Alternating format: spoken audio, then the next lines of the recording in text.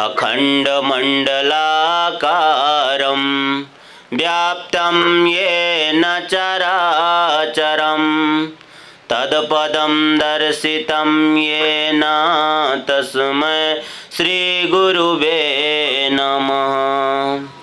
यह तन विष की बेलरी गुरु अमृत की खान, शीश दिए सतगुरु मिले तबों सस्ता जान। बोलिए श्री सद्गुरुदेव भगवान की जय। गीता हाम्रो धर्मशास्त्र हो। गीतामा करिब 50,000 टीकाहरू छन्, तर 50,000 टीकाहरू छन् आजको समयमा, तर कुनै पनि विभूतिहरूले यो बताएनन् कि धर्म के हो। आस्था सबैको छ गीताको प्रति, आफ्नो आफ्नो स्तरले उहाँहरूले त्यसको व्याख्या पनि गरेका छन्। तर श्रीमद् भगवत गीता भाष्य यथार्थ गीता यो मानव धर्मशास्त्र, यो भनेको यथार्थ गीता यस्तो धर्मशास्त्र, यस्तो गीता हो, त्यो श्रीमद् भगवत गीताकै व्याख्या यथार्थ गीता हो, जसमा यज्ञ के हो, वर्ण के हो, कर्म के हो, यज्ञ के हो र धर्म के हो, धर्म का स्वरूप के हो, यो स्पष्ट छ। 3-4 चोटि त हामीले यथार्थ गीतालाई अध्ययन गरिलियो भने धर्मको नाममा कुनै पनि सन्देह रहँदैन। भली प्रकार बुझाइदिन्छ कि धर्म के हो। एकदम छाप्रोमा बसेदेखि महलसम्मको मान्छे पनि बुझ्न सक्छ, गरिबदेखि अमीरसम्म, शिक्षित अशिक्षित हरेक वर्गका मानिसहरूले यसलाई राम्रो यथावत बुझ्न सक्छ। यति सरल भाषामा छ, उसलाई बुझ्नलाई कुनै पनि कठिनाइ हुँदैन। किनकि आजको परिवेशमा धर्म यति गौण हुँदै गएछ, धर्मको परिभाषा यति लुप्त हुँदै गएछ। अहिले जे रातो लगाइलियो, रातो वस्त्र लगाइदियो भने अब रातो धर्म भइहाल्छ, पहेँलो लगाइदियो भने पहेँलो वस्त्र। यो जति पनि अहिले समाजमा धर्महरू प्रचलित छन्, वास्तवमा धर्म होइन। यो भनेको हाम्रो एउटा सम्प्रदाय हो। महापुरुषहरूको पछि लागेका जुन अनुयायीहरू थियो, उहाँको पछाडि हिँडेका अनुयायीहरू, त्यो एउटा समाज हो, एउटा सम्प्रदाय हो, न कि धर्म। रामचरितमानस पनि हाम्रो ग्रन्थ हो।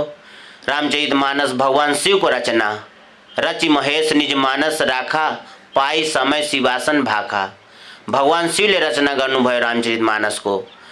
उहाँले पाई समय शिवासन भाखा, सत्यमय वृत्ति नै शिवा हो, जसको अन्तःकरणमा सत्य प्रवाहित थियो, यस्ता भक्तहरूलाई उहाँले उपदेश गर्नुभयो। उहाँकोले निर्णय दिनुभएको धर्म के हो त सोही धर्मज्ञ गुणी सोही ज्ञाता, सोही महिमण्डित पण्डित दाता, धर्म परायण सोई कुलताता, रामचरण जाकर मन राता। कि धार्मिक को हो, उहाँले भन्नुभयो सोही धर्मज्ञ गुणी सोही ज्ञाता, त्यही धर्मका मर्मज्ञ हो, धर्मको विशेषज्ञ हो, त्यही गुणी छ। गुणी भनेको सम्पूर्ण गुणबाट सम्पन्न, त्यही दानदाता छ, त्यही पृथ्वीमा सम्मानित पुरुष हो को रामचरण जाकर मन राता। राम अर्थात एक परमात्माको चरण कमलमा जसको मन लागिसकेको छ, ऊ धार्मिक हो। बस यति मात्र धर्म छ। कि अरू जति धर्म अहिले ऊ छ, यो धर्म त्यो धर्म फलानो धर्म नाम लियो भने अलिकति तितो लाग्ला, त्यही भएर मैले नाम कृटान गरिदिन। यो जति पनि धर्म छन् वास्तवमा धर्म होइन, यो सम्प्रदाय हो। धर्म एक मात्र परमात्मा हो, त्यो परमात्मालाई हृदयमा धारण गर्नु नै धर्म हो। त्यसको सम्पूर्ण व्याख्या यथार्थ गीता श्रीमद् भगवत गीता भाष्य यथार्थ गीतामा छ। यसलाई 3-4 चोटि अवश्य पढौं र 3-4 चोटि हामीले पढिसक्यो भने धर्मको विषयमा कुनै पनि सन्देह रहँदैन। कि नीति निपुण सोई परम सयाना, श्रुति सिद्धान्त निकते ही जाना। वो नीतिमा निपुण छ, नीति निपुण सोई परम सयाना, नीतिमा निपुण छ, परम सयाना। सयाना भनेको मानिस भन्छन् नि घरमा जो एकदम आफूभन्दा ठुलो बुजुर्ग भयो वृद्ध, त्यसलाई सयाना भनिन्छ, जो एकदम ज्ञानी होस्। ऊ ज्ञानी छ जो एक परमात्माको चरण कमलमा जसको मन लागिसकेको छ, ऊ सयाना छ, ऊ प्रबुद्ध छ, ज्ञानी छ। दुई आखर नपढे तापनि कुनै पनि डिग्री नभए तापनि यदि एक परमात्माको चरणमा मन लागिसकेको छ भने ऊ प्रबुद्ध छ, ज्ञानी हो, त्यही धार्मिक हो। सो कुल धन्य उमा सुन जगत पूज सुपनीत और श्री रघुवीर परायण जे नर उपजो विनीत। कि हे पार्वती, त्यो सारा कुल कृतार्थ छ, त्यो कुलमा कुनै एक हो, त्यो परम प्रभुको चरणमा मन लागिसकेको छ, ऊ धार्मिक हो। तो के ये यति मात्र धर्म छ भने के तीर्थहरू धर्म होइन? ये तीर्थहरू, ये चारै धाम तीर्थ त यिनीहरू के हुन् त? यदि यो यति मात्रै धर्म छ भने यिनीहरू के हो त? त भन्नुहुन्छ तीर्थाटन साधन समुदाय जोग विराग ज्ञान निपुणाई नाना कर्म धर्म व्रत दाना संयम जप तप मख तप नाना भूत दया द्विज गुरु सेवकाई विद्या विनय विवेक बढ़ाई जहाँ लगी साधन वेद बखानी सब कर फल हरि भगति भवानी। यो पनि तीर्थ हो। सबै साधन तीर्थाटन साधन समुदाय, संपूर्ण तीर्थहरूको भ्रमण, जोगमा दक्षता, ज्ञान, द्विजको सेवा, आचार्य सेवा, जहाँ लगी साधन वेद बखानी, जहाँसम्म यो साधन वेद वर्णित छ, वेदहरूले वर्णन गरेका छन्, यी सब कर फल हरि भगति भवानी। यी सबैको फल के हो? हरिको भक्ति। जति हम तीर्थ जाऊँ, यज्ञ गरौँ, व्रत गरौँ, श्राद्ध होम इत्यादि गरौँ, ये जब आफ्नो फल दिन्छ, त्यसले आफ्नो फल के दिन्छ? सब कर फल हरि भगति भवानी। यी सबैको फल हो हरिको भक्ति। तर सो बिन सन्त न काहु पाई। यो भक्ति बिना सन्तको आजसम्म कसैले पाउन सकेको छैन। जब कसैले पाएको छ, सन्तहरूको माध्यमले नै त्यो भक्ति पाएको छ। रामचरितमानसमा 9 भक्ति वर्णन गर्दै लक्ष्मणलाई भगवानले भन्नुभयो, लक्ष्मण 5-7 वटा प्रश्न लक्ष्मणले गरे। भगवान ज्ञान के हो, वैराग्य के हो, ईश्वर के हो, माया के हो, त्यो भक्ति के हो? भगवान रामले बताउनु भयो लक्ष्मण कि भगति ताते अनुपम सुख मूला मिलहि जो संत होई अनुकूला। कि लक्ष्मण संपूर्ण सुख का स्रोत हो भक्ति। तो लक्ष्मणले भन्यो, प्रभु मलाई प्रदान गरिदिनुस्। भगवानले भन्नुभयो, डाइरेक्ट म पनि दिन सक्दिनँ। मिलहि जो संत होई अनुकूला। यो भक्ति तब मिल्छ जब संत अनुकूल होस्। संत मिल्न मात्र पर्याप्त हुँदैन, संत हाम्रो अनुकूल होस् अनि मात्र यो भक्ति प्राप्त हुन्छ। भक्ति भगवानलाई बताए भगवान के हुन्? यदि भगवान चंदन का वृक्ष हुन् कि राम सिंधु घन सज्जन धीरा चंदन तरु हरि संत समीरा। यदि भगवान समुद्र हुन्, भक्ति को सागर, तर संत मेघमाला हुन्, त्यो भक्ति को बर्खा गराउने। यदि समुद्र लबालब भरिरहेछ, अनिकाल लाग्यो, सुखा लाग्यो भने समुद्र त एक तिल पनि घट्दैन, जस्तोको तस्तै यथावत छ। तर हामी पानी बिना तडपेर मर्छौं। खेती किसानी जीव जन्तु सबै पानी बिना तडपेर जान्छ। प्यासा तडपेर मर्छ, पानी खान पाउँदैन। त्यस्तै भगवान यदि भक्तिको सागर हुन् त सन्त मेघमाला हुन्। आज विश्वमा भगवानको समादर छ, प्रचार प्रसार छ, त्यो महापुरुषहरूकै माध्यमले हो। आज विश्वमा भगवानको प्रचार भयो भगवान बुद्धले। जति पनि मनीषीहरू भए, उहाँहरूको उपदेश संसारमा गुन्जिरहेछ। उहाँहरूको उपदेशले भगवान उद्घाटित हुनुहुन्छ। त राम सिन्धु घन सज्जन धीरा चन्दन तरुहर सन्त समीरा। यदि भगवान वो वायु हुन्, चन्दन हुन् त सन्त समीर हुन्। समीर भनेको वायु। चन्दनको बोट यहाँ लगाइदिनुस्, त्यो एकदम खुशबू। तर यदि हावा चलेन भने त्यो चन्दन जहाँको त्यहीँ रहन्छ, त्यसको खुशबू त्यहीँसम्म सीमित रहन्छ। तर जब हावा चल्छ, चन्दनलाई स्पर्श गरेर हावा जहाँसम्म जान्छ, सम्पूर्ण वनस्थली चन्दनमय हुन्छ। त्यस्तै भगवान चन्दनको वृक्ष हुन्, त्यो खुशबू फैलाउने सन्त महापुरुषहरू हुन्। महापुरुष मनीषीहरू हुन्, जिनको माध्यमले आज विश्वमा भगवानको खुशबू फैलिरहेको छ। त यो तीर्थको महत्व छ। तीर्थ जानुपर्छ कि साधु नाम दर्शनम पुण्यम तीर्थभूता हि साधवाः औ काले फलन्ति तीर्थानि सद्धा साधु समागमा। साधुको दर्शन पुण्य हुन्छ, जसले हामीलाई पूर्णत्व प्रदान गर्छ। र साधु नाम दर्शनम पुण्यम तीर्थभूता हि साधवाः। भूतकालको सन्त नै आजका तीर्थ हुन्। जति पनि आज तीर्थहरू छन्, चाहे देवघाट होस्, पशुपतिनाथ होस्, लुम्बिनी होस्, जति पनि तीर्थ छन् हाम्रो देशमा, यसको मूलमा कहीँ न कहीँ संत विद्यमान छन्। या त उहाँको जन्मस्थली छ, या तपस्थली छ, या महाप्रयाण। त्यही ठाउँ आजका तीर्थ हुन्। यिनी तीर्थहरूमा हामी गयो भने पुण्य पुरुषार्थ बढ्छ, पुण्य मिल्छ। तर घर गृहस्थीमा आएर हामी पुनः पाप गरिलिन्छौँ। 10 रुपियाँ कमायौँ, 12 रुपियाँ खर्च गऱ्यो भने 2 रुपियाँ त ऋण लागिसक्यो। हो त्यस्तै हामी पुण्य कमायौँ, घर गृहस्थीमा आएर पुनः पाप गरिलिएपछि जति पुण्य कमाए त्यो लस माइनसमा गइदिन्छ। तो साधु नाम दर्शनम पुण्यम तीर्थभूता ही साधुवा काले फलन्ति तीर्थानि श्रद्धा साधु समागमा। साधु का दर्शन, साधु का संगत तत्काल फल दिन्छ। श्रद्धाले यदि हम संगत गर्यो भने त्यसको फल मिल्न थाल्छ। एकजना महात्मा हुनुहुन्थ्यो, उहाँ विचरण गरिरहनु भयो। त्यो विचरण गर्दै सायंकाल जहाँ रात्रि पर्थ्यो त्यही बोटमुनि होस् अथवा कुनै धर्मशाला होस् यो गाउँ बाहिर उहाँ प्रवास गर्नुहुन्थ्यो, विश्राम गर्नुहुन्थ्यो। एक दिन के भयो, एउटा चोर थियो। चोरी गर्दा गर्दै गाउँको चपेटमा आइसक्यो। सबैले टार्गेट गरिसके। अब ऊ गाउँ छाडेर रुखमा बस्थ्यो। रात्रि रुखमा आएर बस्थे। रात्रि भएपछि फेरि उसको पेसा नै त्यही हो, कमण्डलाचार। एउटा चेला बन्यो महात्मा कि यहाँ चोर थियो। अब चोरी गर्ने बानी थियो। आश्रम आएपछि त चोरी गर्ने कहाँ पाउने, त रात्रि कमण्डलाचार गर्थ्यो। त कमण्डल उता गरिदिन्थ्यो, उता महात्मा कमण्डल अर्को आसनमा राखिदिन्थ्यो। बिहान हुँदा जहिले झगडा पर्थ्यो। एक दिन गुरु महाराजले भन्नुभयो किन झगडा भइरहेछ। उन चेलाहरूले भने गुरु महाराज हाम्रो कमण्डल फलानुले चोर लियो। उसले भन्छ होइन फलानुले चोर लियो। महाराजले भने पत्ता लाऊ, केही न केही यही भित्रै खटपट छ, बाहिरको खटपट होइन। अनि एकजनालाई त्यो ड्युटीमा बसाइदिए। रात्रि त्यही चेला जुन नयाँ भर्ती भएको थियो फेला पर्यो, त्यो समात्नमा आयो। महात्माले भने बेटा तिमी के गरिरहेको थियो त्यो साधु हुनुभन्दा पूर्व। उनले भने महाराज म त चोर थिएँ, समाजको दबावले आएर म साधु भइदिएँ। स्वभाव बसियो, रात्रि निन्द्रा आउँदैन अनि कमण्डलिताको उता गर्छु। बोले बेटा ठिक छ, आजदेखि भजन गर, तैँले मेरो ड्युटी गर्छस्, पाले भएर बस। त्यो पालेको ड्युटी दिएछ, रातभरि जागेर काम गर्थ्यो, सेवा गर्थ्यो। महात्मा विचरण गर्दै एक बोट मुनि बस्नुभएको थियो। त्यस्तै त्यो चोर झाडी माथि बसिरहेको थियो, रुखमाथि।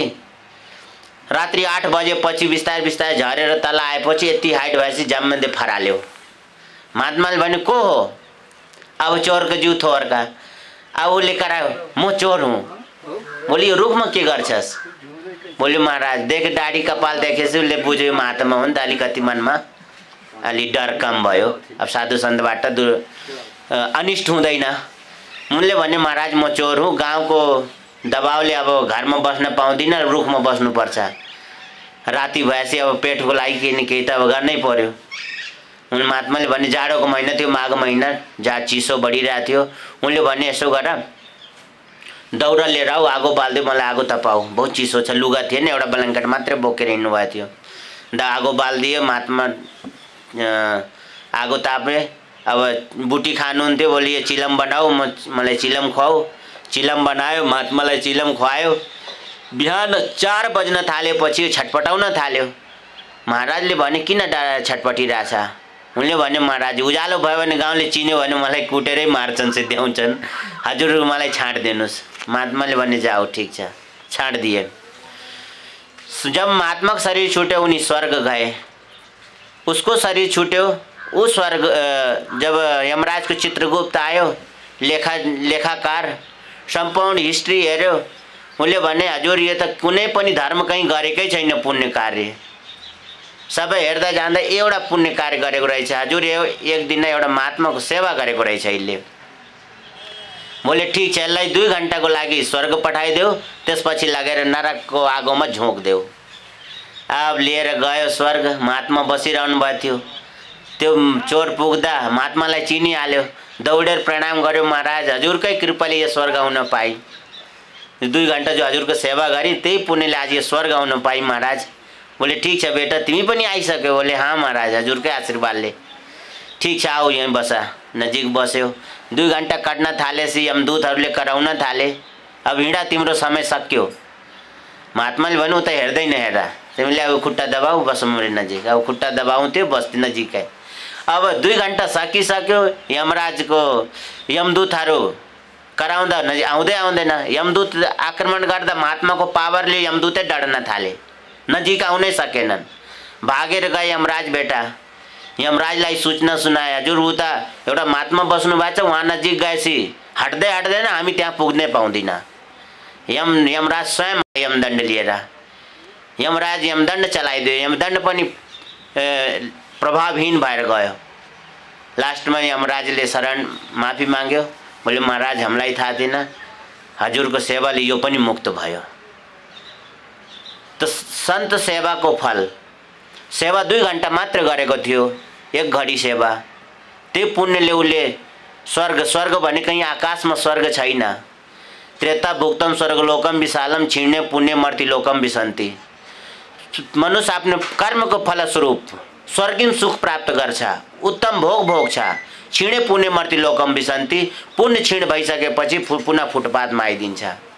आज पुण्य गर्नु भएको छ, राम्रो पद प्रतिष्ठा धाम पाउनु भएको छ, इज्जत मर्यादा पाउनु भएको छ, र आज के नयाँ कार्य गर्नु भएन, आज गरेर पाउनु भएको होइन, पूर्वमा गरेर पाउनु भएको हो। योभन्दा अगाडि पूर्व जन्ममा पुण्य कमाउनु भयो, तेरो राम्रो पद प्रतिष्ठा इज्जत पाउनु भयो। तर फेरि आएर दुष्कर्म मात्रै गर्ने, सत्कर्म गर्दै गरिएन भने जति पुण्य थियो त सक्दै जान्छ नि। बैंक बैलेंस छ हाम्रो, जबसम्म हामी मजाले पैसा खर्च गर्छौँ, चलाइरहन्छौँ, नयाँ कमाई भएन भने बैंक बैलेंस कति दिन टिक्छ, त्यो सक्दै जान्छ। हो त्यस्तै हामी पूर्व सञ्चित गरेको थियौँ, पुण्य पुरुषार्थ जुटाएको थियौँ, संसारमा आयौँ, पद प्रतिष्ठा पायौँ, स्वर्गीय सुख पायौँ। त्रेता भुक्तम स्वर्गलोकम विशालम, स्वर्गको उत्तम भोग प्राप्त गऱ्यौँ। तल क्षीणे पुण्य मर्ति लोकम विसन्ति, पुनः पुण्य क्षीण भएपछि फुटपाथमा। अब राष्ट्रपतिको कुर्सी मिल्यो, राष्ट्रपतिको पद खुस्केपछि दुःख हुँदैन, हुन्छ नै। हो त्यस्तै हो जीवन भनेको, पुण्य पुरुषार्थ सञ्जल सबै प्राप्त हुन्छ, पुण्य सकेपछि सबै सिद्धिन्छ। त हाम्रो यस्तो कार्य गर्नु पर्यो, पुण्य नसकोस्। पुण्य एक जगमा हुनै दूजा, मन क्रम वचन विप्र पद पूजा। पुण्य अर्जन गर्ने एक मात्र उपाय छ, मन क्रम वचनले विप्र पद पूजा।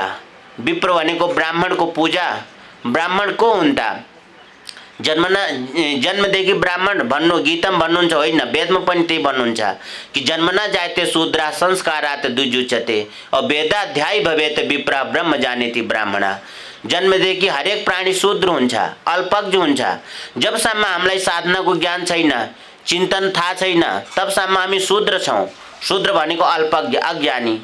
जस्तो बच्चालाई हामी एडुकेसन गरिदियो भने त अल्पज्ञ नै हुन्छ, बिस्तारै बिस्तारै नै पोक्त हुन्छ, ज्ञानी हुन्छ। त्यस्तै यो पथमा हामी प्रवेश गर्दाखेरि पहिला हामी शूद्र नै हुन्छौँ। तर परिचर्यात्मकम कर्म शूद्र स्यापी स्वभावजम। परिचर्या, सेवा, सुमिरन, चिन्तनबाट बिस्तारै बिस्तारै हाम्रो भित्र योग्यता आउँछ। तामसिक गुणहरू क्षीण हुँदै जान्छन्। सात्विक गुण र राजसिक गुणको मिश्रणमा वही साधक वैश्यमा, वैश्यबाट क्षत्रियमा, क्षत्रियबाट बल्ल ब्राह्मण श्रेणीमा प्रवेश पाउँछ। त पुण्य एक जगमा हुनै दूजा, मन क्रम वचन विप्र पद पूजा। जन्मना जायते शूद्रा संस्कारात् द्विजुच्यते। सा भनेको परमात्मा। त्यो परमात्माको जब आंशिक संचार हाम्रो अन्तःकरणमा प्रवाहित हुन्छ, तब द्विज हुन्छ, अर्थात् द्वितीय जन्म प्राप्त गर्छ। एउटा जन्म यो गर्भवासका अनन्त योनियोंको भ्रमण, यसको चक्कर काटिरहनु पर्छ। अर्को जन्म हुन्छ ठिक यो भन्दा विपरीत, सहज आत्मिक जागृति, स्वरूपको जागृति, यो द्वितीय जन्म हो, दोस्रो जन्म हो। एउटा जन्म त सबैको हुन्छ, मानिसको जन्म हुन्छ, पशु पंक्षी सबैको जन्म हुन्छ। तर दोस्रो जन्म जुन हुन्छ संस्कारात् द्विजुच्यते। जब हामी महापुरुषको शरण सानिध्य प्राप्त गर्छौँ, टुटी फुटी सेवा सानातिना गर्छौँ, तनले मनले धनले केही सेवा गर्दै जान्छौँ, त्यही पुण्यले बिस्तारै बिस्तारै हाम्रो भित्र त्यो संस्कार बढ्दै जान्छ। त्यही द्वितीय जन्म प्राप्त गर्छ, अर्थात् द्विज हुन्छ र द्विज हुन्छ र ब्रह्म जानेति ब्राह्मणा। जन्मना जायते शूद्रा संस्कारात् द्विजुच्यते, और वेदाध्यायी भवेत् विप्र ब्रह्म जानेति ब्राह्मणा। जब वेद का अध्ययन, वेद भनेको परमात्माको अपौरुषेय वाणी, जुन सत्तामा हामी छौँ, भगवान हामीबाट अभिन्न भएर मार्गदर्शन गर्न थालुन्, त्यसको नाम हो वेद। वेद भनेको वेद एउटा जागृति हो, वेद भनेको जानकारी, वेद भनेको परमात्माको अपौर्से वाणी। जब अलि साधना हाम्रो माथि उठ्न थालेपछि भगवान हृदयबाट रति भएर मार्गदर्शन गर्न थालुन्। उहाँको निर्देशनलाई सम्झेर बुझेर चिन्तनमा लाग्नुको नाम नै विप्र हो। ऊ विप्र हो किन वेदको अध्ययन गरिरहेछ, ईश्वरको चिन्तनलाई सम्झेर बुझेर चिन्तनमा लागेको छ, त्यो विप्र हो। यस्ता अवस्थाका सन्त महापुरुषहरूको सेवा यसैबाट पुण्य पुरुषार्थ बढ्दै जान्छ। यो पुण्य भनेको कोही बाहिर बजार छैन जहाँबाट हामी किनेर ल्याउँछौँ। त पुण्य एक जगमा हुनै दूजा, मन क्रम वचन विप्र पद पूजा। यही पुण्य एक दिन हामीलाई पूर्णत्वतिर लिएर जान्छ। पूर्णत्व हो परमात्मा। जस्तै एउटा चोरको हामीले अहिले उदाहरण दिएँ, त्यो सन्तको सेवाको फल हो। उसले सेवा गर्यो, सेवाबाट एक दिन त्यही पुण्यबाट गरेर ऊ स्वर्गमा पुग्यो। स्वर्गमा पुगिसकेपछि स्वर्ग भनेको श्वासमा गमन गर्नुको नाम नै स्वर्ग हो। एउटा स्वर्गीय संसार नै हो। यसैमा नरक छ, यसैमा स्वर्ग छ, यसैमा मान्छेहरू दुःख भोगिरहेछन्, यहीँ कति सुख पनि भोगिरहेछन्। यही स्वर्ग नरक। कहीँ आकाशमा त छँदै छैन, आकाशमा त अक्सिजन पनि छैन, त वहाँ स्वर्ग र नरकको त परिकल्पनै गर्न सक्दिन। यो स्वर्ग नै भनेको यो संसार नै स्वर्ग हो, यही नरक हो। र मनुष्य आफ्नो कर्मको अनुसार स्वर्ग प्राप्त गर्छ, आफ्नै कर्मको अनुसार नरक पनि पाउँछ। त्यसले राम्रो कर्म गरौँ। राम्रो कर्म कर्म एक आराधना, जे बिधरिजे राम, सोही कर्ता करनी करे पल पल पल्टत नाम। परमात्माको नामको पटक पटक स्मरण गर्नुको नाम नै कर्म हो। त्यो परमात्माको स्मरण गरौँ। बिहान बेलुका 10 मिनट अवश्य समय देऊ। 24 घण्टा हाम्रो जीवनमा छ। 24 घण्टामा हामी 23.5 घण्टा आफ्नो काम गरौँ, तर आधा घण्टा आफ्नो आत्माको लागि काम गरौँ। त्यो समय भनेको हाम्रो हो, आफ्नो लागि हो। भगवानमा कुनै कमी थोरै नै छ कि हामी समय दियो भने भगवान पूर्ण हुन्छन्।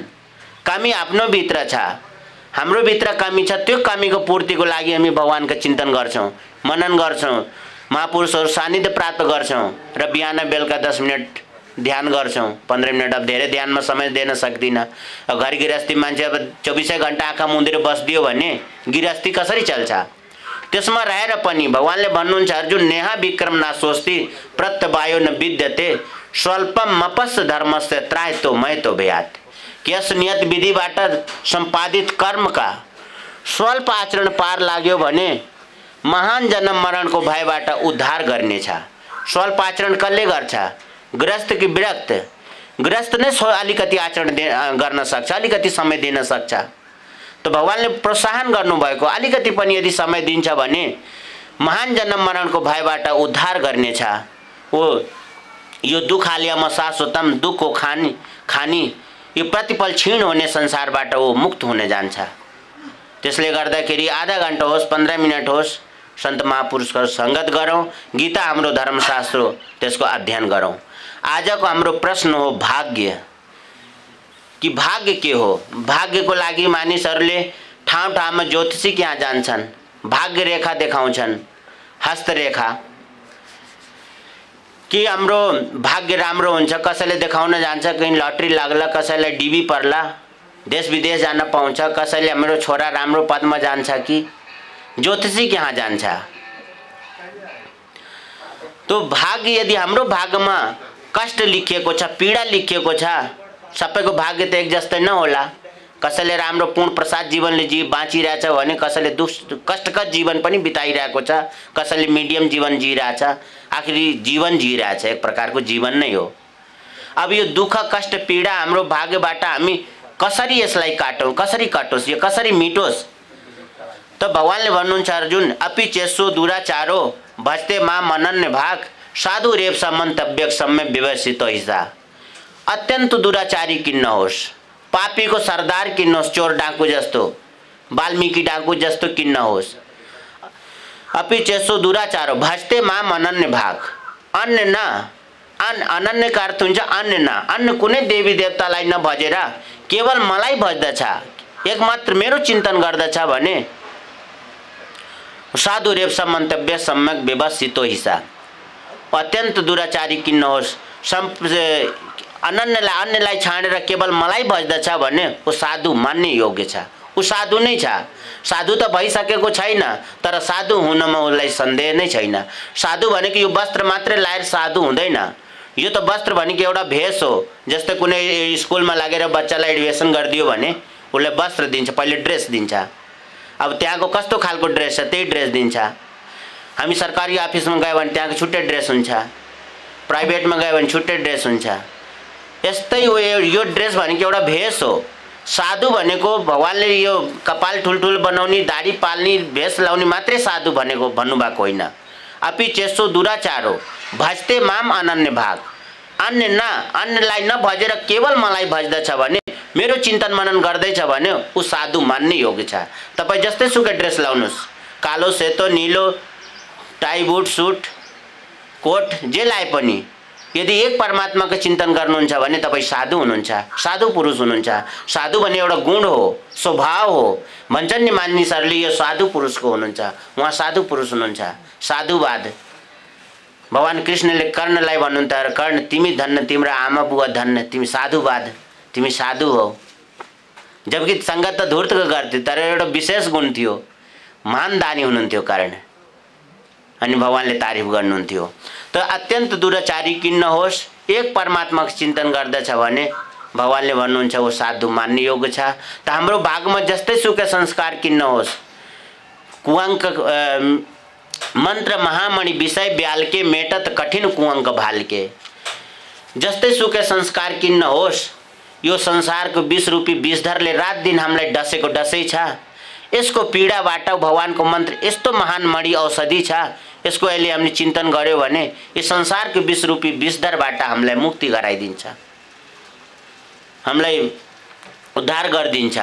त्यसको लागि त्यो संस्कार काट्नुको लागि भगवानले बताउनु भयो अर्जुन कर्म गर। अब त्यो कुन कर्म हो जसलाई हामी कर्म गर्ने प्रश्न उठ्छ। कर्म त सबैले गरिरहेको छ, समाज सेवा, देश सेवा, लोक सेवा, राजनीति यो पनि एउटा सेवा। सबै मानिस कर्म नै गरिरहेको छ, सबले यसलाई कर्म ठानेरै गरिरहेका छन्। तर भगवानले बताउनु भयो यो त हामी मानिस भएर जन्मेपछि हाम्रो दायित्व, एउटा कर्तव्य हो, एउटा मिलेको एउटा के भन्छ हामीलाई एउटा समाजमा मिलेको एउटा दायित्व हो। तर वास्तविक हाम्रो दायित्व हो आफ्नो आत्माको उद्धार। सोही पावन सोही सुभग शरीरा, जो तन पाई भजी रघुवीरा। बस यति मात्र हाम्रो कर्तव्य हो कि दुर्लभ मानवता हामीलाई प्राप्त भएको छ भने एक परमात्माको सुमिरन चिन्तन, यति मात्र हाम्रो कर्तव्य हो। यो कर्तव्य त समाजमा आएपछि प्राप्त भएको छ। समाजमा जन्मिसकेपछि अलि ठुलो हो, सम्हालियो, पद प्रतिष्ठा संस्कृति सभ्यता जस्तो मिल्यो जहाँ त्यही अनुसार हामीलाई अगाडि बढ्नु परिरहेको छ। तर वास्तविक कर्म के हो जसबाट हाम्रो भाग्य सुध्रिन्छ, भाग्यको संरचना हुन्छ। एउटा संरचना त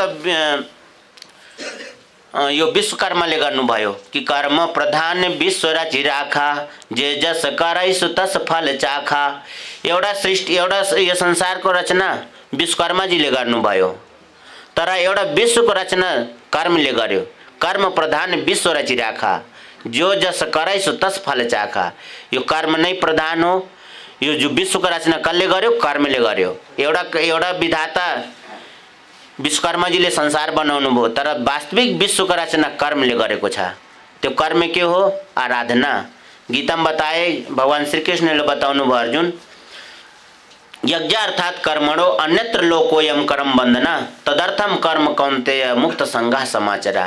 कि यज्ञको प्रक्रिया नै कर्म हो, त्यो हरकत कर्म हो जसबाट यज्ञ पूर्ण हुन्छ। यज्ञ भनेको श्वास पर श्वासको चिन्तन। यज्ञ भनेको यज्ञ नाम जप यज्ञो यस्मि, यज्ञमा पनि सर्वश्रेष्ठ यज्ञ जप यज्ञ अर्थात श्वासको भजन। यसलाई कार्य रूप दिनुको नाम नै कर्म हो। कर्म भनेको आराधना चिंतन कि कर्मे एक आराधना, जही बदरी जय राम, सोई करता करनी करे, पल पल पलटत नाम। कर्म एउटा आराधना हो, सुमिरन हो, भगवान के नाम को पटक पटक स्मरण गर्नुको नाम नै कर्म हो। यसलाई चिंतन गर्नुको नाम नै कर्म हो। जति हामी चिंतन गर्छौं, जति हामी भगवान के स्मरण गर्छौं, स्मरण गर्ने तरिका नाम जप हो कि ओम इति का अक्षरम ब्रह्म व्याहरण मा मनुस्मरण, अया प्रयाति तजन देहम स याति परमाम गतिम। ओम एउटा अच्छा ब्रह्म का परिचायक नाम हो। त्यसलाई परिचय दिलाउने नाम हो। जस्तो अब हजुरहरूको नाम लियो भने फलानु नाम लियो भने चिनिन्छ कि फलानु हुनुहुन्छ। त्यस्तै परमात्मालाई सम्बोधन गर्ने जुन नाम छ त्यो हो ओम। ओमका जप बताउनु भयो र ध्यान आफ्नो बताउनु भयो।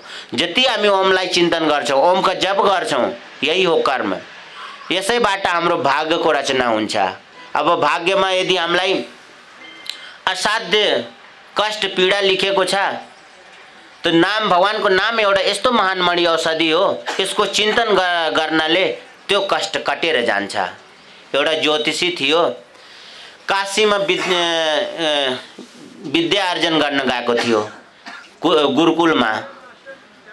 शिक्षा आर्जन गरिसकेपछि गुरुकुलबाट विदा भइसक्यो। उसले विचार गर्यो कि शिक्षा आर्जन गरिसक्यो, एकचोटि गंगा मैया का दर्शन गरौँ, गएर स्नान गरौँ, गंगा जल पनि घरमा लिएर जाउँला। जब त्यो गंगाको घाटमा गयो किनारमा, त्यहाँ एउटा पदचिन्ह देखा पर्यो उसलाई। त्यो पदचिन्ह हेर्न बित्तिकै उसमा चक्रवर्ती सम्राटको लक्षण थियो। अब ज्योतिषी त बौलाइसक्यो, ओहो मेरो यो 25 वर्षको पढाइ व्यर्थ भयो। चक्रवर्ती सम्राट, यदि चक्रवर्ती सम्राट छ भने त्यो नङ्गे पैताला त पक्कै जान्दैन होला। यो त मेरो ज्योतिष विद्या नै व्यर्थ हो अथवा यो गलत हो। अब उसले ज्योतिषी लागेर त्यो पोथी पढ्न लागेर गंगामा डुबाउन थाल्यो। मेरो ज्योतिष विद्या व्यर्थ रहेछ। यदि चक्रवर्ती सम्राट छ भने यसरी फटेहाल नङ्गे खुट्टा त किन जान्छ होला, पक्कै मेरो ज्योतिष विद्या गलत रहेछ। फेरि विचार मनमा आयो कि यो पदचिन्ह भर्खरैको ताजा रहेछ, एकचोटि हेरौँ, सायद त्यो मानिस हितै कतै होलान्। त्यो पदचिन्हको सहारा लिएर हिँड्दै जाँदा एउटा त्यो पदचिन्ह थियो भगवान बुद्धको। भगवान बुद्ध विचरण गर्दै गइरहनु भएको थियो। एउटा बोट मुनि गएर गर्मीका महिना थियो, घाम लागिरहेको थियो। उहाँले सोच्नुभयो दिउँसो भइसक्यो, मध्य धुप छ, मध्य गर्मी, बोट मुनि विश्राम गर्छु, शीतलता भयो भने अगाडि जाउँला। त्यही बोट मुनि भगवान बुद्ध विश्राम गरिरहनु भएको थियो। त्यही पदचिन्हका सहारा लिएर उहाँ पुग्नुभयो ज्योतिषीजी। अब उहाँको पुरा शरीर हेर्नुभयो, निधारको बनावट, हातहरूको बनावट अनि खुट्टाको बनावट, खुट्टाको जुन रेखाहरू देखेर आएको थियो सबै रेखा हुबहु मिल्यो उसलाई। उसले एकदम भगवान बुद्धले अत्तालिएर बिउजायो। उहाँले भन्नु, महाशय तपाईँ को हुनुहुन्छ? तपाईको यो पदचिन्ह हेरेर तपाईको रेखा, मस्तकको रेखा, पदको रेखा हेर्दा त तपाईँ चक्रवर्ती सम्राटको लक्षण छ तपाईमा, तर तपाईँ यो फटेहाल किन हुनुहुन्छ? मेरो ज्योतिष विद्या व्यर्थ रहेछ, म आजै लगेर यो विसर्जन गरिदिन्छु र यो ज्योतिषी कामै छोडिदिन्छु। तब भगवान बुद्धले भन्नुभयो, ज्योतिषी तिम्रो विद्या ठीक छ, तिमी सही छौ। एउटा चक्रवर्ती सम्राटको लागि जति व्यवस्था हुनुपर्ने त्यो मेरो लागि भइसकेको थियो, तर अब यो चक्रवर्तीको सम्राटको लक्षण अब यो मलाई चक्करमा हाल्न सक्दैन। यसलाई, यो कुसंस्कारलाई मैले काटिसकेँ।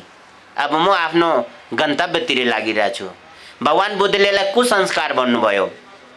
हाम्रो यो भयो भने हामी ओहो हाम्रो हो भाग्य, चक्रवर्ती ठुलो पदको रेखा, हामी गौरवान्वित हुन्छौँ। तर भगवान बुद्धले यसलाई कुसंस्कार भन्नुभयो। ज्योतिषी यो कुसंस्कार थियो, मलाई चक्करमा डालिरहेको थियो चक्रवर्तीको सम्राट, तर मैले यसलाई काटेर यसबाट निस्किसकेँ। अब म आफ्नो असली पद र असली घरको लागि लागिरहेको छु। त वास्तवमा ज्योतिषी आफ्नो ठाउँमा ठीक छ, तर एउटा कुरा ज्योतिषीलाई पनि थाहा छैन। उसले बताइदिन्छ, तपाईको निधार हेरेर तपाईको रेखा हेरेर भनिदिन्छ कि तपाईमा यो लक्षण छ, ऊ लक्षण छ, तर यो घटित हुन्छ यो हुँदैन त्यसलाई पनि थाहा हुँदैन। र यदि मतै लेखेछ भने यो कसरी टलोस् त्यो कुरा पनि ज्योतिषीलाई थाहा हुँदैन। ज्योतिषीलाई त्यो कुरा थाहा हुँदैन। त जस्तो कि भगवान बुद्धले भन्नुभयो कि अब मैले यो कुसंस्कारलाई काटिसकेँ, अब मलाई चक्करमा हाल्न सक्दैन। त मंत्र महामणि विषय ब्याले के मेटत कठिन कुअंक भाले के। भगवानको नाम एउटा यस्तो महान मणि औषधि हो, जस्तै सुकै संस्कार किन्न होस् त्यो काटिएर जान्छ, मिटिएर जान्छ। त हाम्रो भाग्यमा कुसंस्कार लेखेछ, त्यो कुसंस्कार कट्न थाल्छ, सुसंस्कारको निर्माण हुन्छ। कर्मको रचना कसरी हुन्छ? जब हामी चिन्तन गर्न थाल्छौँ, भित्र अन्तःकरणमा जुन मल आवरणको पर्दा छ त्यो हट्न थाल्छ। र सुसंस्कार सामान्य परमात्माको आंशिक संचार अन्तरालमा प्रस्फुटित हुन चाल्छ। जब त्यो शुभ संस्कार हृदयमा पर्छ, त्यही संस्कार हामीलाई त्यो परमात्मातिर लगाउँछ। तब सुसंस्कार, सुकर्म, राम्रो कर्मको सुरुवात हुन्छ। तब त्यो जब राम्रो कर्मको सुरुवात हुन्छ त नराम्रो कर्म, नराम्रो संस्कारहरू मिट्दै जान्छ, कट्दै जान्छ। एक दिन राम्रो संस्कार विकसित हुन्छ। यही संस्कार हामीलाई परमात्मामा स्थायित्व दिलाएपछि त्यो संस्कारको पनि आवश्यकता रहँदैन। शुभ और अशुभ, शुभ अशुभ परित्यागी भक्तिमानमै प्रियो नरा। शुभ र अशुभ दुईटैलाई त्यागेर, यदि शुभ बाँकी नै छ भने भक्ति भनेको पराकाष्ठा, ईश्वरको प्राप्ति, त्यो सम्भवै हुँदैन। शुभ अशुभ दुईटै मेट्नुपर्छ। शुभबाट अशुभ मिट्छ। अशुभले त्यो गन्तव्य दिलाइसकेपछि शुभ संस्कार पनि शान्त हुन्छ। ज्ञान अग्नि दग्ध कर्माणम तमाहु पण्डितम बुधा। ज्ञान रूपी अग्निमा शुभ र अशुभ दुईटै संस्कार क्षीण भएर जान्छ। त्यस्तै बौद्ध स्वरूप महापुरुषहरूले उनीलाई पण्डित भनेर सम्बोधन गर्नुभयो। केवट रामचरितमानसमा केवट थियो जुन कि जब भगवान रामको वनवास भयो, वनगमनको क्रममा निषाद राज गुले भेट भयो। उसले भगवान रामलाई देखेपछि आफूलाई एकदम आफूभित्र कमी महसुस गर्न थाले। मेरो भाग्य छ, मेरो भाग्यमा जाति वर्ण सब भांति हुनीचा, जासु छाह छोइले सींचा, राम किन आपन जबही ते, भयौ भुवन भाजन तबही ते। केवटले गलानी गर्न थाल्यो माझीले कि मेरो भाग्यमै नै भाग्यमै लेखेको छैन, मेरो अहो भाग्य कहाँ छ कि भगवानका दर्शन प्राप्त गरौँ। जाति वर्ण सब भांति नीचा, जातिबाट पनि नीच, वर्णबाट नीच, कुलबाट नीच, जाति वर्ण सब भांति नीचा, जासु छाँ छोइले सिंचा। जसको छाया पर्न बित्तिकै मानिसहरूले त्यो साइड बगल काटेर हिँड्थे। ओ फलानु आउँदै त बहुत नीच छ, त्यसको छाया परेछ हामी अपवित्र हुन्छौँ। त्यति अपवित्र केवट राम किन आपन जबही ते, भयो भुवन भाजन तबही ते। जब भगवानले त्यसलाई अपनाइलिनु भयो त तीनै लोकमा यदि पावन पुरुष भयो त केवट, त्यो माझी। आज पनि शादी बिहामा त्यसैको छुएको पानी चल्छ, अरूको चल्दैन। जहाँ पनि अब त अहिले बफा सिस्टम भइसक्यो, त्यो सिस्टम हराउँदै गयो। तर जुन बेलाको जुन व्यवस्था थियो अहिले पनि आज कहीँ न कहीँ छ। सबै मिटिसकेको छैन, आंशिक रूपमा मात्रै दूर भएको छ, अझै पनि बाँकी नै छ। कतिपय यो जन्मको कमाई यसै जन्ममा घटित हुन्छ। मानिसले के भन्छ, म अहिले कर्म गरिरहेको छु, भक्ति गरिरहेको छु, साधु महापुरुषको सेवा गरिरहेको छु, गुरु महाराजको सेवा गरिरहेको छु, त मलाई मेरो यो गरा दशा कट्छ कट्दैन, यो जन्ममा मैले गरिरहेको छु, फेरि अर्को जन्ममा पाएँ भने अर्को जन्म कसले हेरेको छ? कसैले अर्को जन्म पछि लाग्दैन। यही जन्ममा गरेको यही जन्म प्राप्त गर्न चाहन्छ। अहिले गरेको अहिले प्राप्ति चाहन्छ, त्यो पछि पाउँला भनेर कसैले चाहदैन। तर कहिलेकाहीँ यही जन्मको कमाई यही जन्म घटित हुन्छ। जस्तो महाराजा दशरथजीले एउटा घटना घट्यो। उहाँ एकदम शौकीन हुनुहुन्थ्यो, शिकार खेल्ने शौकीन। जब उहाँ शिकार खेल्न वनमा जानुभयो, शब्द वेदी बाणमा हात अभ्यस्त थियो। कहीँबाट चराहरू करायो भने बाण हानिदिन्थ्यो, उसले शब्द सुनेर मात्रै त्यो चरा त्यो टप्किहाल्थ्यो। त्यसमा तल्लीन भएर लाग्नुभयो थियो। एकचोटि एकदम घटना घटित भइदियो। श्रवण कुमार आफ्ना आमा बुवालाई तीर्थयात्राको लागि निस्कनु भयो थियो बोकेर, अन्धो आमा बुवालाई लिएर। उहाँ लिएर जाँदै हुनुहुन्थ्यो, बीच बाटोमा आमा बुवालाई तिर्खा लाग्यो। पानी कहाँ पाउनु त्यो बिहाड वनमा, घोर जङ्गल थियो। श्रवण कुमारलाई भन्नुभयो, श्रवण प्यास लागिरहेछ, कतै पानी छ भने पानी ल्याएर खुवाऊ। उनले एउटा बोट मुने राखेर, रुख मुने राखिदिएर अब पानीको तलासमा, त्यो घोर जङ्गल थियो, ठुला ठुला रुखहरू थिए, रुखमाथि चढेर हेर्नुभयो। त्यहाँभन्दा करिब 1 कोस पर एउटा चराहरू कराइरहेको थियो। त्यो चराहरू त्यहाँ क्याउँ क्याउँ गरिरहेको थियो, उडिरहेको थिए। जहाँ पानी हुन्छ त्यहाँ चराचुरुङ्गीहरू बढी हुन्छन्। तब श्रवण ओर्लेर भन्नुभयो, यहाँबाट केही दूरीमा पानीको केही जस्तो लागिरहेछ, तपाईहरु यहाँ बस्नुहोस्, म पानी लिएर आउँछु। आमा बुवालाई राखेर पानी लिन गयो। उता राजा दशरथ निस्कनु भएको थियो शिकारको लागि। त्यो इनारमा छिर्दा उहाँले गाग्रोमा पानी लिएर पानी गाग्रो डुबाउनु भयो। गाग्रोबाट बुडबुडको आवाज आयो। महाराजा दशरथ त्यही आसपासमा हुनुहुन्थ्यो। त्यो बुडबुडको आवाज सुन्दा उहाँले सोच्नुभयो कुनै जङ्गली हात्ती आएर पानी सुँडबाट बुडबुड आइरहेछ। तुरन्त शब्दवेदी बाण चलाउनु भयो। त्यो बाण सिधा श्रवण कुमारको छातीमा लाग्यो। श्रवण कुमार हाय पिते हाय आमा भनेर कराउनु भयो। तब उहाँलाई ज्ञात भयो कुनै यो पितृभक्त हुनुहुन्छ क्या। दौडेर आउँदा श्रवण कुमार उहाँले भन्नुभयो भाइ तपाईँ को हो, मसँग ठुलो भुल भयो। उनले भने म श्रवण कुमार आमा बुवालाई तीर्थको लागि लिएर गइरहेको थिएँ, पानीको लागि आएको थिएँ। उनले भने मसँग बहुत ठुलो भुल भयो। उनले भने ठिक छ तिमी मेरो चिन्ता नगर, यो पानी लिएर जाऊ, मेरो आमा बुवालाई पानी खुवाइदेऊ। तर नबोल्नु होला, बोल्यो भने उनी पानी खाँदैनन्। पानी लिएर गए। नजिक आएपछि त्यो पदचिन्हको आवाजले श्रवण कुमारका आमा बुवाले भने श्रवण पानी लिएर आयो। तर उनले बोलेनन्। बोले श्रवण तिमी किन बोल्दैनौ? उनले त्यही पनि नबोलेको। बोले तिमी बोलेन भने म पानी खाँदिनँ, हामी पानी नै खाँदैनौँ। तब उनले भने म राजा दशरथ हुँ, मेरो हाथों श्रवण कुमारको हत्या भयो अज्ञानमा। उनले भने अरे मूर्ख राजा, तिमीलाई यति पनि ज्ञान छैन कि शस्त्र कसरी प्रयोग गर्नुपर्छ। तिमी आवाज सुन्दैमा तिमी बाण चलाइदियो। तिमीलाई थाहा थिएन कि जानवर हो कि मानिस हो। उनले भने मसँग ठुलो भुल भयो। बोले जाओ। तडपेर श्राप दिनुभयो। जस्तो म पुत्र वियोगमा तडपी मरिरहेछौ त्यस्तो तिमी पनि पुत्र वियोगमा तडपेर मर्छौ। एउटा मिश्रित श्राप दिनुभयो। श्राप र आशीर्वाद मिश्रित। राजा दशरथको चौथोपन आइसके थियो, कुनै सन्तानै थिएन। जब समय घटे, केही क्षण समय गइसकेपछि महाराजा दशरथको 4वटा सन्तान पनि भयो। सन्तान जन्मिसकेपछि वनवास पनि भयो र उनले दिएको जुन श्राप थियो त्यो घटित भयो। जब वनवास भयो, भगवान राम वन जान थाले, तब उहाँले भन्नुहुन्थ्यो कौशल्या अब त मेरो आँखै देख्दैन। त्यही श्रवण कुमारको आमा बुवा मात्रै देखिरहेछन्। उहाँले दिएको श्राप, उहाँको श्राप मात्रै मलाई भइरहेछ। अब मेरो अन्तिम क्षण आइसक्यो। अनि राम वियोगमा शरीर छाड्नु भयो।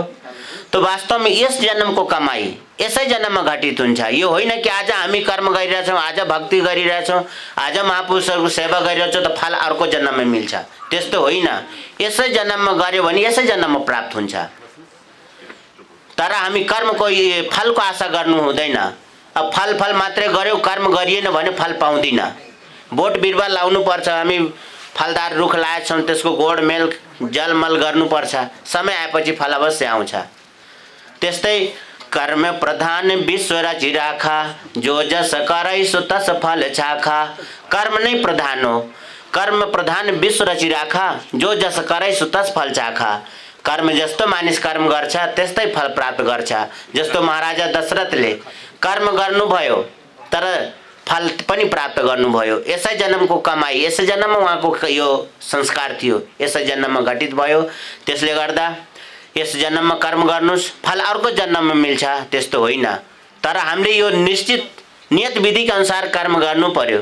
गीतोक्त साधन सम्झेर कर्म गर्नु पर्यो। यो होइन कि मन जे लाग्यो त्यही गर्यो, जस्तो मनमा आयो त्यही गर्यो भने त्यो फल मिल्दैन। दुधमा मक्खन हुन्छ, तर त्यो एउटा प्रक्रियाको द्वारा त्यो मक्खन प्राप्त हुन्छ। जबसम्म त्यो प्रक्रिया थाहा हुँदैन भने दुधमा मक्खन रहेर पनि फाटेर जान्छ, हामी त्यसबाट न्यूनी निकाल्न सक्दैनौँ। हो त्यस्तै हो, परमात्मा एउटा प्रक्रियाबाट प्राप्त हुन्छ। त्यो प्रक्रिया हो गीतोक्त साधन, नियत कर्म। निर्धारित प्रक्रियाबाट हामी ईश्वरलाई पाउन सक्छौँ, यसै जन्ममा पाउन सक्छौँ। यो होइन कि 2, 4, 10 जन्म लाग्न सक्छ। तर हाम्रो साधनाको गति कस्तो छ, तीव्र गतिमा छ भने यसै जन्म पाउन सकिन्छ। शिथिल प्रयत्नवाला साधक 2, 4 जन्म समय लाग्न सक्छ। महात्मा बुद्धलाई 200 जन्म लागेका थियो। पूज्य दादा गुरु भगवानलाई 7 जन्म लागेका थियो। पूज्य गुरुदेव भगवानलाई एकै जन्ममा प्राप्त गर्नुभयो। त्यसले गर्दाखेरि यो कर्म, भाग्य, तकदीर केही पनि हुँदैन। कर्म हामीले भाग्य हामीले बनाउनु पर्छ, भाग्यको संरचना हामीले गर्नुपर्छ। त्यो भाग्यको संरचना हुन्छ कर्मबाट, भजनबाट। बिहान बेलुका 10 मिनट बसेर चिन्तन गरौँ, समय देऊ। जति व्यस्तता भए पनि 10 मिनट अवश्य समय देऊ, त्यो समय हाम्रो हुनेछ। यही समय एक दिन हाम्रो शुभ भाग्यको निर्माण गर्छ, राम्रो भाग्यको संरचना गराइदिन्छ। एउटा हुनुहुन्थ्यो युनानमा एकजना महापुरुष सन्त सुकरात, बहुत अच्छे महापुरुष हुनुहुन्थ्यो। वहाँ सभा चलिरहेको थियो, यस्तै आसन सिंहासनमा बसेर उपदेश गरिरहनु भएको थियो। सम्पूर्ण भक्तजनहरू सुनिरहेका थिए। उहाँको बाणी, उहाँको जुन तेज थियो, सबैमा शान्ति महसुस हुन्थ्यो। त्यही बीच एउटा ज्योतिषी आयो अनि सत्संग चलिरहेको थियो। उसले भने, महाशयहरू, यो तपाईँको जुन उच्च आसनमा बस्नु भएको छ, उच्च आसनमा बस्नु भएको छ, तपाईँ चाहनुहुन्छ भने म उहाँको भाग्य बताउन सक्छु। अब सबै भक्तहरूमा एउटा कौतूहल भयो कि यो त हो भाग्य छ, हाम्रो गुरुदेवको भाग्य कति राम्रो होला, जसको सानिध्यमा बस्दा हामीलाई कति शान्ति महसुस हुन्छ। अनि उनले भने, हाँ महाशय, भन्नुहोस्, तपाईँ भन्नुहोस् गुरुदेवको भाग्य। उनले भने, यिनको जुन कपालको बनावट छ, यसले भन्छ यो आसुरी प्रवृत्तिको लक्षण हो। उहाँको जुन हातको यो अङ्गुलीहरू छन्, हातको बनावट, यिनले कसैको घाँटी रेत्छन्। यो खुट्टाको बनावट छ, यो कुमार्गमा लिएर जान्छन्। आप सब फौज एकदम, सबै सभा एकदम बौखलाइसक्यो, सब तलवार उठाइलिए। बोले कस्तो मूर्खाइसक्यो सभामा। वहाँ नै त एकजना महापुरुष हुनुहुन्छ जसको सानिध्यमा बस्दा हामीलाई शान्ति फिल हुन्छ, एउटा सम्पूर्ण प्रश्नका निदान हुन्छ। तब सुकरातले रोक्नु भयो, होइन, उहाँ तलवारको योग हुनुहुन्न, उहाँ सम्मानको योग हुनुहुन्छ। एउटा चद्दर मगाउनु भयो, चादर मगाएर उहाँलाई सम्मानित गर्नुभयो, उहाँलाई बिदा गरिसक्नुभयो। बिदा गरिसकेपछि भक्तजनहरूलाई भन्नुभयो, भक्तजनहरू उहाँले जे जति बताउनु भयो सबै ठिक हो, जो सबै अवगुण हाम्रोमा ममा थियो छ भन्नु भएन, ममा थियो। एउटै कुरा भन्न बिर्सनु भयो, मैले त्यो साधन गरेर ध्यान चिन्तन गरेर त्यो कुसंस्कारलाई मिटाइसकेँ। यही कुरा उसले जानेन बताउन। त ज्योतिषीले तपाईँको भागमा के छ कसो छ भन्न सक्छ, तर त्यो कसरी मिट्छ त्यो उसले भन्न सक्दैन। त्यो त्यसको पहुँचभन्दा परको कुरा हो। त्यो केवल महापुरुषको शरण सानिध्यबाट उहाँहरूको निर्दिष्ट साधन भजन सम्झेर चिन्तन गर्यो भने जुन अन्तःकरणमा हाम्रो दुःखका छ, दुःखको निवारण हुन्छ र एक दिन सुसंस्कारको संरचना हुन्छ। एक दिन यही सुसंस्कार परमात्मामा हामीलाई पुर्याइदिन्छ।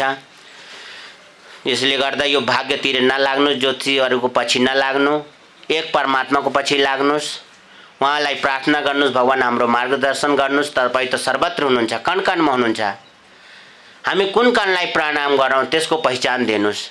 गीतामा प्रश्न परिप्रश्न गर्दै गयो अर्जुन, हजारौं प्रश्न गर्यो, भगवानले सबै समाधान गर्नुभयो। कतिपय प्रश्न अर्जुनले गर्न सकेन, तब भगवानले स्वयं बताउनु भयो कि अर्जुन, तिमीलाई थाहा छ ईश्वर कहाँ बस्नुहुन्छ? कि ईश्वर सर्वभूतानां हृदय से अर्जुन तिष्ठति, ब्राह्म्यान् सर्वभूतानि यन्त्रारूढानि माया। कि ईश्वर सम्पूर्ण भूत प्राणीहरूको हृदयमा निवास गर्नुहुन्छ। त जब भगवान हृदयमा निवास गर्नुहुन्छ भने किन देखा पर्नुहुन्न? त भगवानले बताउनु भयो, अर्जुन, मानिस माया रूपी यन्त्रमा आरूढ भएर चढेर भ्रमवश भौतारी रहन्छ। त्यसले गर्दाखेरि हृदयमा स्थित ईश्वरलाई देख्न सक्दैन। जब ईश्वर हृदयमा हुनुहुन्छ त हामी कसको शरणमा जाने? त बताउनु भयो, तमेव शरणम गच्छ सर्वभावेन भारत, तत्प्रसादात् पराम शान्तिम स्थानम प्रापसि शाश्वतम। कि अर्जुन, हृदय स्थित ईश्वरको शरणमा जाओ। कसको शरणमा जाने? हृदय में स्थित जुन ईश्वर छ उसको शरणमा जानको लागि निर्देशन गर्नुभयो। हामी बाहिर खोजिरहेछौँ, हामी शरण जानु पर्यो भने तीर्थ मन्दिर मूर्ति यतातिर दौडिरहेछौँ। यो त हाम्रो एउटा प्राइमरी क्लास हो। जस्तो हामी बच्चा स्कुल प्राइमरी क्लास पढ्दाखेरि धेरै चित्रहरू हुन्छ किताबमा, का कबूतर खा खरायो, ए फर एप्पल, बी फर बल। तर वही बच्चा जब ठुलो भइसक्छ, यत्रो मोटो मोटो बुक हुन्छ, एउटा पनि फिगर हुँदैन, एउटा पनि चित्र हुँदैन। त्यस्तै हो परमात्मा मन्दिर मूर्ति हरेक ठाउँबाट हामी संस्कार अर्जन गर्नको लागि, परमात्माको श्रद्धा स्थापित गर्नको लागि हाम्रा पूर्वजहरूले, हाम्रा आमा बुवाहरू पुर्खाहरूले त्यो मन्दिरसम्म लिएर गए। तर त्यहीँ गएर हामी अल्झेर वास्तविकतालाई बिर्सिँदै गयौँ। त्यो वास्तविकता गीतामा भगवानले बताइदिनु भयो त्यो ईश्वर हृदयमा छ, उसको शरणमा जाने। कसरी जाने त सम्पूर्ण भावबाट जाऊ। अलिकति भाव पशुपतिनाथ, अलिकति मनकामना, अलिकति बिन्दवासिनी, 12 आना त हामी लिकेज भइसक्यौँ। जति मात्रामा श्रद्धा ईश्वरको लागि दिनुपर्ने त्यसको लागि 4 आना मात्रै शेष छ भने कल्याण सम्भव हुँदैन। हरेक ठाउँबाट हामीले मन हटायौँ, हृदयमा स्थित ईश्वरको शरणमा गइहाल्यो भने त्यसबाट के प्राप्त हुन्छ त बताउनुभयो, तत्प्रसादात् परम शान्तिम स्थानम प्राप्यसि शाश्वतम, कि त्यसको कृपा प्रसादले परम शान्ति प्राप्त गर्छौ, परम धाम प्राप्त गर्छौ। फेरि तिमी रहन्छौ, तिम्रो जीवन रहन्छ, तिम्रो निवास रहन्छ। अब उसको शरणमा जानको लागि विधि के हो त बताउनु भयो अर्जुन, ओम का जप गरा कि ओम इति काक्षरम ब्रह्म व्याहरण मा मनुस्मरण या प्रयाति तजन देहम सयाति परमाम गतिम। ओम एउटा छ ब्रह्म का परिचायक नाम हो, त्यसको जप गरा र मेरो स्वरूपको ध्यान गरा। जब बताउनु भयो ओम का ध्यान आफ्नो। अब कृष्ण भगवान त हुनुहुन्न, ध्यान कसको गर्ने? तब उहाँले बताउनु भयो अर्जुन कि तद्विधि पनिपातेन परिप्रश्नेन सेव्या उपदेक्षन्ति ते ज्ञानम ज्ञानिनस् तत्त्वदर्शिनः, कि कुनै तत्त्वदर्शी महापुरुषको शरणमा जाओ, गएर सानोतिनो सेवा गर र प्रश्न परिप्रश्न गरेर त्यो ज्ञानलाई अर्जन गर, जसको नाम हो ईश्वरको प्रत्यक्ष जानकारी। अर्थात् शरण बताउनु भयो भगवानको, जब बताउनु भयो ओमको, सान्निध्य सद्गुरुको। यसले सद्गुरुको शरण अपनाउनुहोस्। गीता हाम्रो धर्मशास्त्र हो, गीता 3-4 चोटि अवश्य पढ्नुहोस्।